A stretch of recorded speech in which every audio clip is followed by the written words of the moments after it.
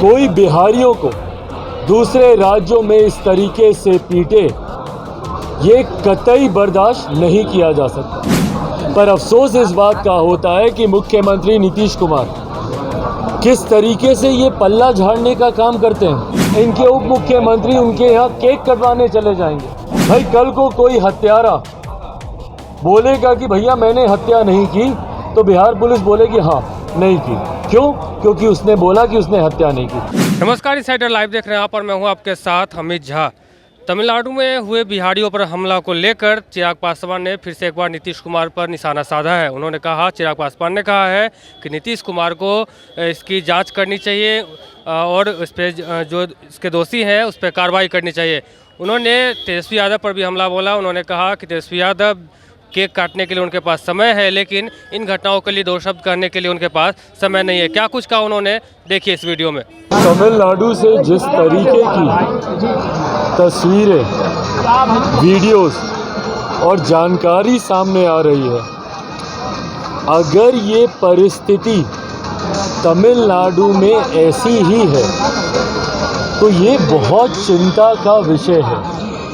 उन तस्वीरों की, उन वीडियोस की मैं पुष्टि नहीं करता हूँ, पर ये जांच का विषय है। अगर उन वीडियोस में से कोई एक वीडियो भी सही है या अगर उन तस्वीरों में से कोई एक तस्वीर भी सही है जिसमें ये दिखाया जा रहा है कि किस तरीके से तमिलनाडु में रह रहे बिहारियों को बर्बरता से पीटा जा रहा है, अगर कोई एक भी तस्वीर या वीडियो सही है तो उस पर कड़ी कार्रवाई होनी चाहिए। कोई बिहारियों को दूसरे राज्यों में इस तरीके से पीटे, ये कतई बर्दाश्त नहीं किया जा सकता। पर अफसोस इस बात का होता है कि मुख्यमंत्री नीतीश कुमार किस तरीके से ये पल्ला झाड़ने का काम करते हैं। आपने अपने अधिकारियों को निर्देशित कर दिया कि भाई तुम वहाँ के अधिकारियों से जानकारी ले लो। आप क्या कर रहे हैं भैया?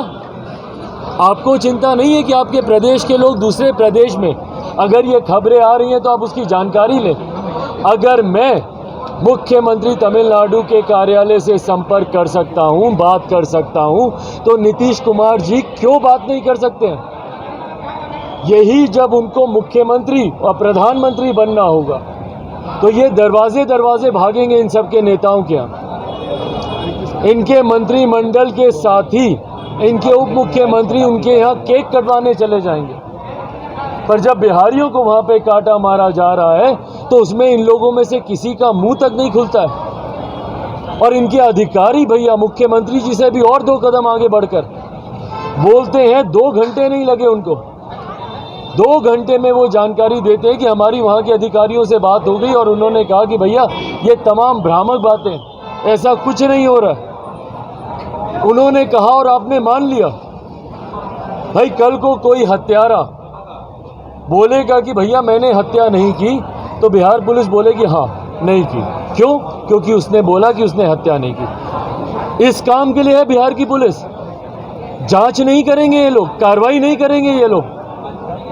किस तरीके से इतने हल्के में ये बयान दे दिया गया बिहार पुलिस के द्वारा और वरिष्ठ अधिकारियों के द्वारा कि हमारी बात हो गई है, और उन्होंने कहा कि ऐसा कुछ नहीं है। बिना कोई जांच दल भेजे, बिना मुख्यमंत्री नीतीश कुमार जी के वहां के मुख्यमंत्री के से संपर्क साधे, इतने हल्के में इस विषय को लिया जा रहा है। और चलिए अगर ये भ्रामक भी है, भाई इन्हीं लोगों की मैं बात मान लेता हूं, संसद में खड़े होकर इन लोगों ने बयान दिया है ना कि भ्रामक बातें, अगर ये भ्रामक भी है तो क्या उन लोगों के ऊपर कार्रवाई नहीं होनी चाहिए जो भारतीयों के बीच भेदभाव की भावना उत्पन्न कर रहे हैं? क्या उन शरारती तत्वों के ऊपर, इनको ये लोग शरारती कह रहे हैं, ये असामाजिक तत्व हैं भैया, जो अलगाववाद पैदा कर रहे हैं, जो भारत की एकता अखंडता के ऊपर दाग लगाने का काम कर रहे हैं? क्या इन लोगों को चिन्हित नहीं किया जाना चाहिए? जो बिहारियों और तमिलियंस के बीच में भेदभाव पैदा कर रहे हैं, जो नॉर्थ इंडियन और साउथ इंडियंस के बीच में भेदभाव पैदा कर रहे हैं, उनको कौन चिन्हित करेगा भैया? उन पे कौन जांच करेगा? तो कारण जो भी हो भैया, ये भ्रामक है तो भी उन लोगों को चिन्हित करना चाहिए। आप शांति से नहीं बैठ सकते मुख्यमंत्री नीतीश कुमार जी। और अगर इनमें से कोई एक तस्वीर, वीडियो भी सही है तो इतिहास मुख्यमंत्री को कभी माफ नहीं करेगा। बिहार में तो ये बिहारियों को जीने नहीं देते, बिहार में ये लाठियां चलाते हैं, और इन्हीं की वजह से ये बिहारी दूसरे प्रदेश गए ना भैया। क्यों गए बिहारी तमिलनाडु? शौक से गया क्या कोई बिहारी?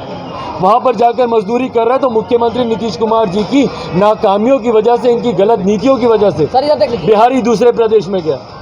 तो आपने सुना कि चिराग पासवान ने नीतीश कुमार पर भी सवाल खड़े किए। उन्होंने तेजस्वी यादव को भी लेकर भी कहा कि तेजस्वी यादव अपना बर्थडे मना रहे थे, इधर बिहारियों पे हमला हो रहा था। उन्होंने नागालैंड चुनाव को लेकर भी उन्होंने कहा कि अब नीतीश कुमार को उनको समझ में आ जाना चाहिए कि किस प्रकार उनके पांव तले जमीन खिसक रही है। भाई मैं नागालैंड की जनता का धन्यवाद करूं, जिस तरीके से उन्होंने लोक जनशक्ति पार्टी रामविलास पर विश्वास जताया, और भाई ये एक मजबूत विश्वास है, इसको फ्लूक में आया हुआ मत नहीं कहा जा सकता। मजबूत जनादेश नागालैंड की जनता ने दिया।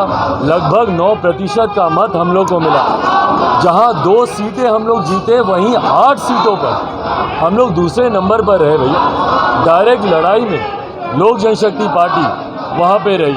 ये अपने में दर्शाता है भैया कि बिहार फर्स्ट, बिहारी फर्स्ट। बिहार में जिस तरीके से लोक जनशक्ति पार्टी रामविलास का जनाधार बढ़ रहा है, उसकी झलक कहीं ना कहीं दूसरे राज्यों में भी जा रही है, और दूसरे राज्यों की जनता भी बिहार के इस विजन पर विश्वास करते हुए ये उम्मीद रख रही है कि उनके राज्य में भी जात पात, धर्म, मज़हब हर चीज़ से हटकर उनके इश्यूज़ को प्राथमिकता दी जाएगी, विकास को प्राथमिकता दी जाएगी। और इसीलिए वैसे दल की तरफ लोक जनशक्ति पार्टी रामविलास पर विश्वास कर रही है। विजन के साथ चुनाव लड़ने गई, राष्ट्रीय पार्टी बनने गए थे भैया। बिहार में चिराग जी इस बार क्या राष्ट्रीय दल बनने गए थे, जनता दल यूनाइटेड। कितनी मेहनत किए थे ये लोग, उनके भी 3% वोट। इनकी मेहनत देख लीजिए भैया।